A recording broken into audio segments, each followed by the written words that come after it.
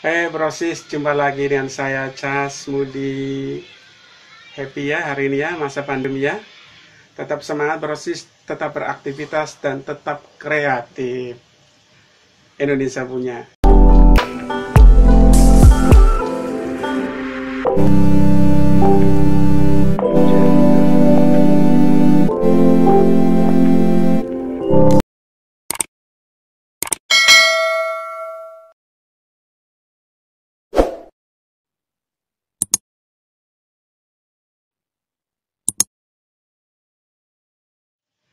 Indonesia punya.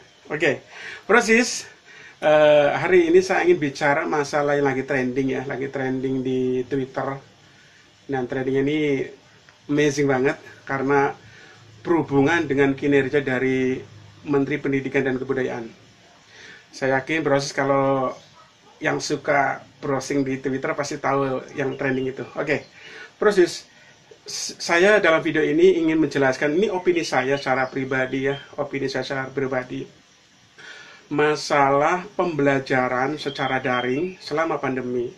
Dan ini menjadi keputusan dari Kemendikbud, tapi ingin saya jelaskan biar Brosis tidak salah paham. Oke. Menteri Pendidikan dan Kebudayaan Nadiem Makarim sudah memberikan pernyataan bahwa dalam beberapa bulan ke depan, jadi pendidikan kita akan dilakukan secara jarak jauh atau daring, tapi dengan catatan. Jadi proses harus tahu, jadi jangan saklek ya kalau misalkan membaca artikel itu seperti clickbait, membaca judulnya tapi tidak membaca isinya. Ada beberapa tahapan Kementerian Pendidikan dan Kebudayaan akan melakukan PJJ ya, atau pendidikan jarak jauh atau pendidikan daring. Jadi masyarakat Indonesia jangan mengambil kesimpulan bahwa semuanya akan dilakukan secara jarak jauh, semua pendidikan, semua tahapan pendidikan, tapi ada beberapa catatan, ada beberapa tahapan. Oke, saya membaca berita ya, langsiran media di online atau di mainstream bahwa tanggal 15 Juli ya, tanggal 15 Juli 2020 mendatang adalah merupakan hari, yaitu merupakan ajaran tahun baru.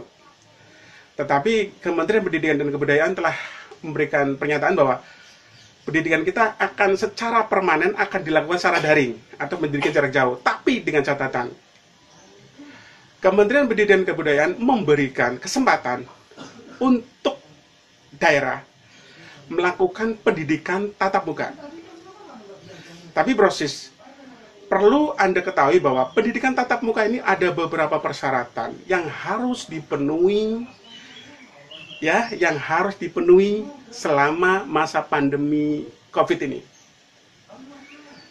Di antaranya satu, bahwa pendidikan ini ya, pemerintah daerah ini boleh melakukan pendidikan tatap muka jika berada pada zona hijau. Nah ini, berada pada zona hijau. Saya membaca dari WhatsApp grup ya, bahwa dari rilis BNPB tanggal 7 Juli 2020 yang lalu, bahwa ada sekitar 104 kabupaten kota di Indonesia yang sudah memasuki zona hijau. Jadi 104 kabupaten kota tersebut bisa melakukan pendidikan tatap muka. Ini adalah salah satu syarat pertama. Yang kedua, untuk mengadakan pendidikan tatap muka adalah pihak sekolah telah siap atau siap ya, itu dengan prasyarat dan syarat-syarat yang telah ditentukan sesuai dengan protokol kesehatan COVID-19. Jadi, yang pertama, berada di zona hijau, ya, berada di zona hijau, silakan pendidikan tatap muka. Kemudian sekolahnya atau kawasan pendidikan tersebut sudah siap mengadakan sesuai dengan protokol kesehatan, silakan. persyaratan yang ketiga yaitu harus ada izin atau pemerintah daerah setempat, pemerintah kabupaten atau kota setempat telah mengizinkan perlu diadakannya pendidikan tatap muka. Ini prasyarat yang ketiga. Dan prasyarat yang keempat, nah ini yang menarik. Orang tua murid atau wali murid harus menyetujui adanya pendidikan tatap muka. Jadi proses, perlu diketahui ada 4 syarat kurang lebih yang harus dipenuhi untuk melakukan pendidikan secara tatap muka di pandemi COVID ini, di era new normal ini.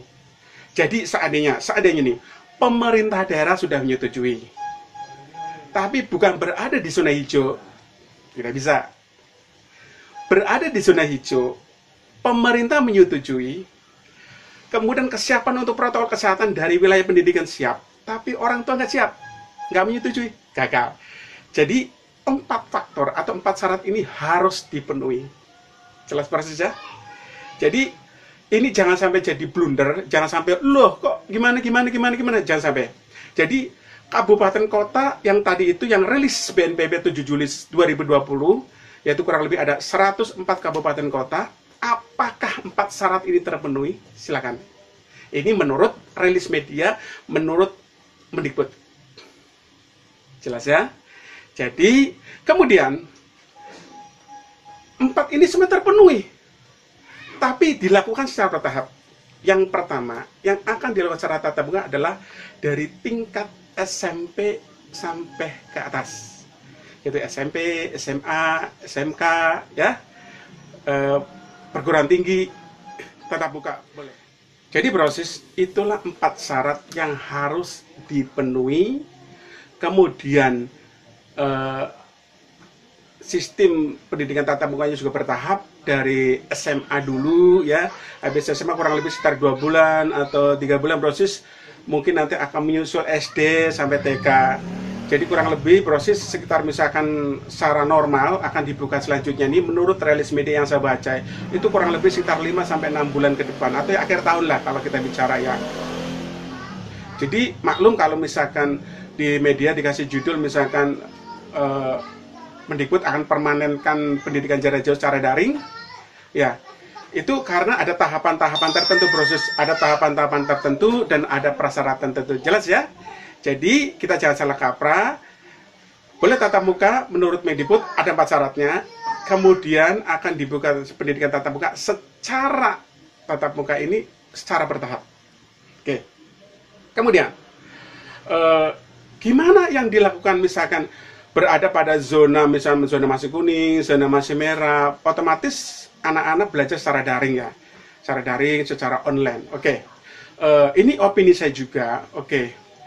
Banyak keluhan memang, kita harus bicara jujur bahwa banyak keluhan bahwa dengan pendidikan jarak jauh atau online itu dalam tanda kutip prosesnya dalam tanda kutip lebih mahal. Kenapa lebih mahal? Karena pendidikan jarak jauh membutuhkan kuota. Dan kuotanya luar biasa. Saya sendiri yang mengikuti beberapa Zoom, beberapa meeting Zoom lewat Zoom atau webinar, wow, lumayan proses. Dan saya tidak membayangkan jika dilakukan everyday bagi anak-anak. Jadi tidak disalahkan jika orang tua banyak mengeluhkan pengeluaran ekstra untuk membeli kuota, ya. Kemudian kalau sinyalnya bagus, sinyal internetnya bagus, kalau pas sinyal internetnya tidak bagus, itu juga jadi masalah.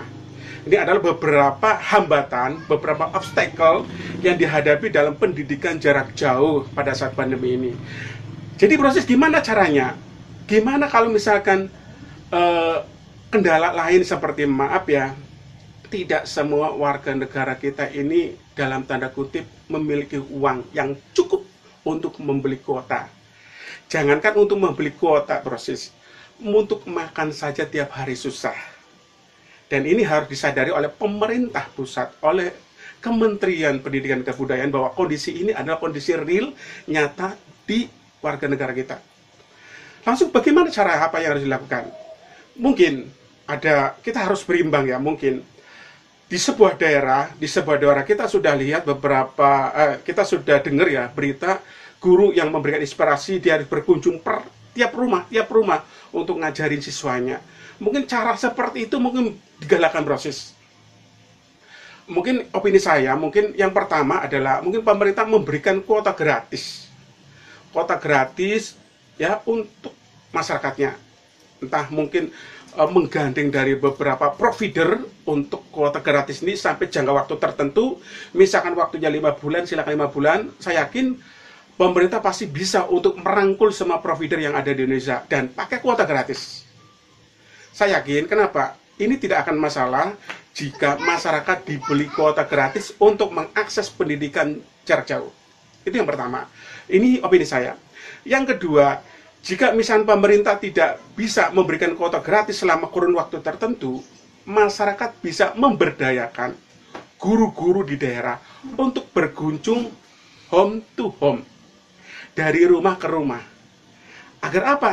Agar anak didik itu bisa tersampaikan pelajaran secara baik. Nah, kemudian yang ketiga, jadi gimana kalau misalkan, ya mungkin dari pemerintah desa atau pemerintah RT mungkin perlu adanya digalakan, misalkan mendengarkan atau streaming. Mungkin contoh, saya ketua RT, misalkan di lingkungan saya ini ada anak sekolah, misalkan SMP berapa orang, atau SMA berapa orang. Yuk kita punya program, misalkan hari Selasa atau hari Rabu atau hari Kamis, kita streaming. Jadi kita bisa seperti nobar, seperti nonton bareng, tapi kita belajar dari guru. Nah ini, otomatis ini ada biaya ekstra dari pemerintah setempat. Pemerintah mungkin kalau di Bali Banjar, mungkin kalau di Jawa atau yang lainnya RT RW itu dikasih uang ekstra untuk membeli kuota, jaringan kuota gratis, kemudian nonton bareng atau streaming. Itu mungkin alternatif yang bisa dilakukan prosesnya. Jadi kalau hal-hal seperti ini dilakukan sejak awal, saya yakin tidak ada keluhan dari masyarakat atau orang tua atau wali murid masalah kuota. Kenapa? Jujur memang masalah kuota ini, masalah jaringan internet ini adalah menjadi masalah besar pada saat pembelajaran jarak jauh. Dan sebagai tambahan bahwa kita masyarakat Indonesia ini masih gagap, dalam tanda kutip masih gagap atau belum terbiasa untuk mengajari anak kita atau untuk mendampingi anak kita untuk belajar jarak jauh. Proses pasti tahu ya, banyak keluhan di media sosial bahwa orang tua sepertinya tidak bisa, sepertinya stres untuk mendampingi anaknya untuk belajar. Itu udah lumrah. Kenapa? Memang orang tua itu ditakdirkan ya untuk mengurusi anak, bukan masalah dalam pelajaran, masalah kebutuhan hidup. Kalau masalah pelajaran adalah guru. Makanya banyak keluhan dari anak-anak, saya mendingan di sekolah aja deh, enak, belajarnya enak. Kalau belajar sama orang tua, dipelototin terus, orang tuanya marah-marah, nggak sabaran. Ya, itu lumrah. Makanya membutuhkan waktu agar orang tua kita menjadi pendidik seperti guru di sekolah. Jadi proses, inilah opini saya tentang pendidikan jarak jauh. Kesimpulannya, yang pertama, jangan mengambil mentah-mentah berita dari media. Proses baca judulnya, kemudian baca juga isinya sampai kelar, agar kita bisa mendapatkan wawasan yang jelas. Kita tidak mendapatkan wawasan yang setengah-setengah. Kemudian, masalah pembelajaran jarak jauh, memang kita harus belajar banyak. Kalau kondisinya seperti ini, kita harus menerima. Tetapi, ada dukungan, ada support dari pemerintah. Dari pemerintah terbawah, pemerintah desa, pemerintah Banjar, sampai pemerintah pusat. Saya yakin, kalau ini bisa berkolaborasi dari sekarang, kenapa? Tanggal 15 Juli itu tahun baru, tahun ajaran baru sekolah, maka masyarakat kita tidak gagap untuk melakukan pendidikan online, pendidikan jarak jauh. Kira-kira ini opini saya, proses. Semoga opini saya ini memberikan inspirasi buat Anda semuanya. Kalau proses ada komentar, ada sanggahan, atau ada opini lainnya, silakan tulis di komen. Kalau Anda suka tentang opini saya ini, silakan subscribe channel saya. Semoga bangsa Indonesia itu semakin maju, pendidikan kita semakin memberikan banyak inspirasi. Indonesia